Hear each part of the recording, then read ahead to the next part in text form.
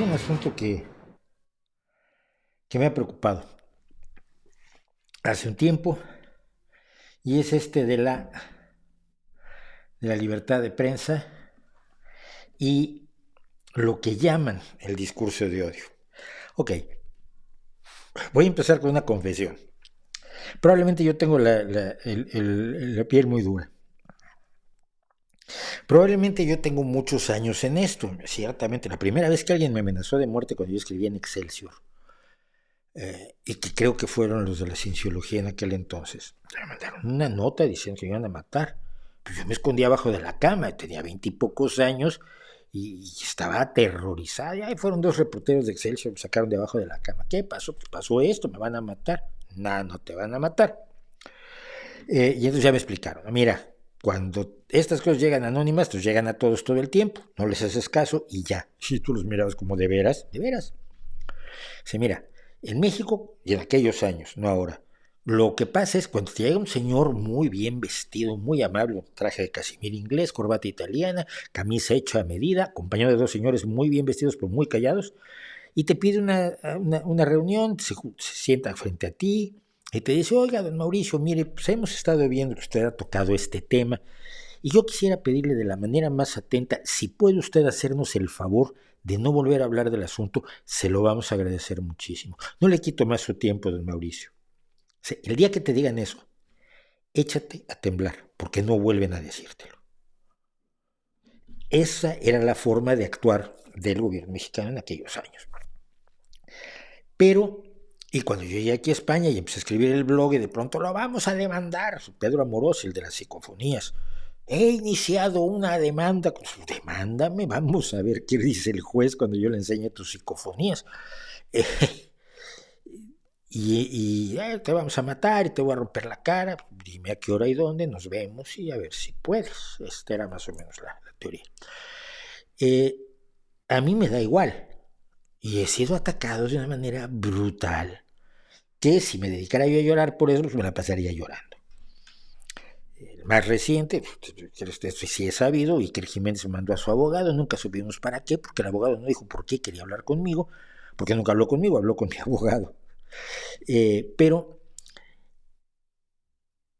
hay mucha gente tremendamente preocupada por lo que llaman los discursos de odio, que siempre han existido. Y, y a veces da la impresión de que estoy un poco despreciándolo. Y es por eso, quizás porque tengo, digo, la piel muy dura, porque he pasado por mucho y porque no me asusto con facilidad.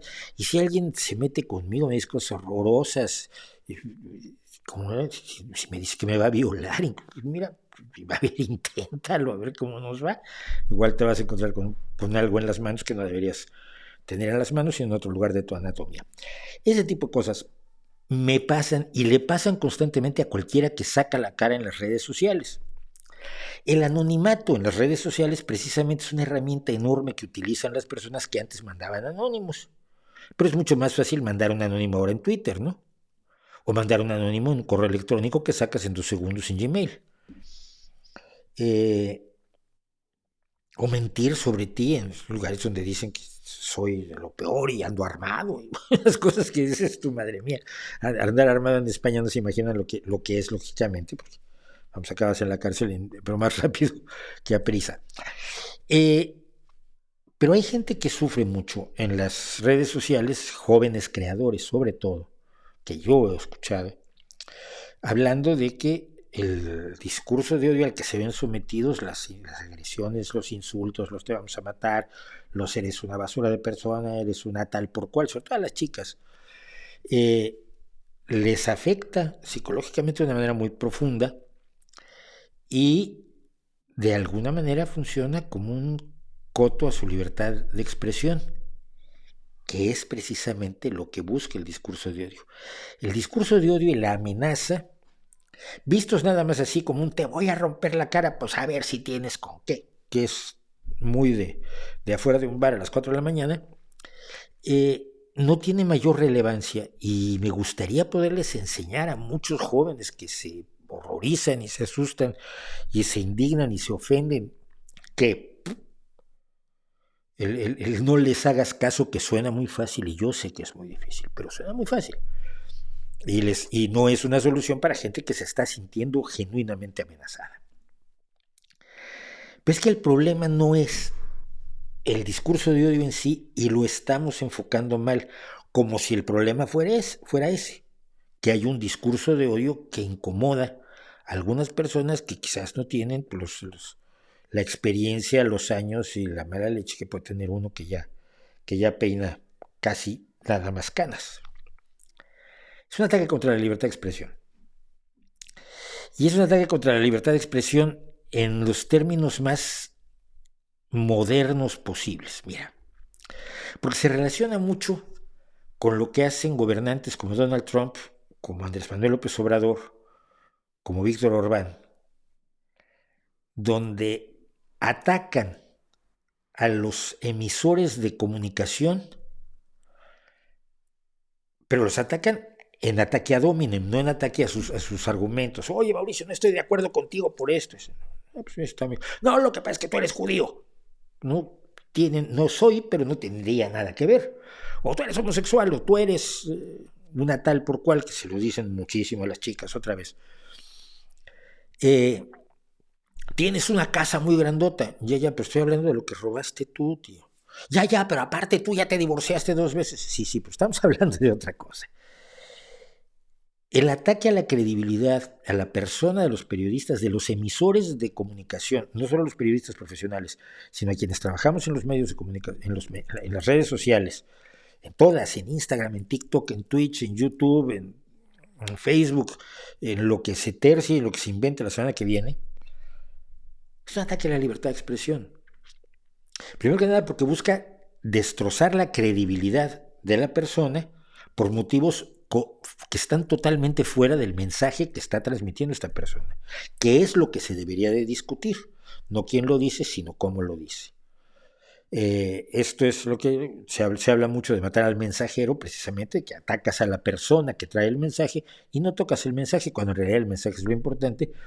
Y una frase que se dice mucho del final de, si no recuerdo, es la Ilíada, cuando regresa Odiseo a, a Ítaca y se presenta, pero ha pasado muchos años, está muy cambiado y nadie le cree que sea Odiseo, salvo su porquero, y su porquero dice que él es Odiseo. Y la frase es: la verdad es la verdad, díganla Odiseo o su porquero. Es decir, no importa quién dice las cosas, sino la veracidad o no de las cosas que se dicen. El ataque a la credibilidad, el ataque a la persona, el ataque psicológico para disminuir su confianza en sí mismo y para provocarle miedo, se convierte en una forma de censura que usan los gobiernos, así como usan las personas, que a veces no sabes ni siquiera si es el gobierno o las personas las que le están usando. Porque son anónimos generalmente, pocos son los que te dicen con la cara de frente, te vamos a matar. Pues no, no lo hacen. Y cuando te dicen te vamos a demandar, pues generalmente te están tratando de asustar, porque una vez que pones cara, desaparecen y la demanda nunca se presenta. Pero es censura mediante el ruido también. Censura mediante el ruido es generar tantas visiones alternativas a la realidad, y esto ya lo he comentado, que haces dudosas las informaciones reales. Es decir, por ejemplo, el caso de la pandemia que hemos sufrido, que seguimos sufriendo, pero que ya decidimos más o menos cuántos muertos estamos dispuestos a soportar todos los días, porque seguimos sufriéndolos. Cuando yo dije que iba a pasar esto, me dijeron que era yo un insensible. No, es que así pasa. Los que atacaron, los que hicieron su negocio alrededor de la pandemia dijeron que el virus no existía. Bueno, sí existía, pero era benigno. Bueno, sí existía, pero era maligno, pero no era de origen zoonótico, sino que se había escapado de un laboratorio. Bueno, no se había escapado del laboratorio, sino que lo habían creado como un arma de guerra. Bueno, pero la enfermedad no era tan grave. Bueno, la enfermedad sí era tan grave. Bueno, sí era tan grave, pero se quitaba con esta pócima que te vendo yo. Pero las vacunas no sirven porque Bill Gates te va a controlar la cabeza con el chip que te van a meter en la vacuna. Pero la vacuna en realidad es solamente agua destilada, pero las vacunas no sirven para nada, pero las vacunas te van a matar. Pero las vacunas no pueden ser verdad todas esas versiones al mismo tiempo, ¿verdad? mencioné 8, 9 versiones diferentes de ataque a la pandemia, su identificación y su combate. Pero si tú tienes una visión oficial y 9 visiones extraoficiales, estás censurando mediante el ruido esta. ¿Cuál de las 10 será la real? Cualquier persona razonable te dice esas 9 son la misma patochada contada por distintas personas con el mismo objetivo, y la real es la que tiene los fundamentos científicos, las bases, los estudios, el consenso de la gente que realmente se interesa por evitar que muramos algunos millones más, que dejamos muchos millones de muertos atrás en la pandemia. Al crear muchas realidades alternativas respecto de los mensajes y al atacar personalmente a los transmisores de los mensajes, a los emisores de los mensajes, generas una enorme cantidad de incertidumbre. Entonces, a mí no me preocupa tanto, aunque me preocupa, y no voy a decir que no quiero ser insensible, que youtubers o twitchers o tiktokers o instagramers jóvenes se sientan atacados por gente que les habla con una dureza, que les hace unas amenazas horrorosas, que ataca su autoestima y su autoimagen, que no están quizás tan sólidas como lo están después de que uno lleva hostias varios años en la vida, sino verlo como un ataque a la libertad de expresión. Y un ataque a la libertad no solo de expresión, sino de escuchar a la libertad de expresión. La libertad de expresión es decir uno lo que quiera, pero la libertad de la sociedad alrededor de quien ejerce la libertad de expresión es la libertad de escucharlo.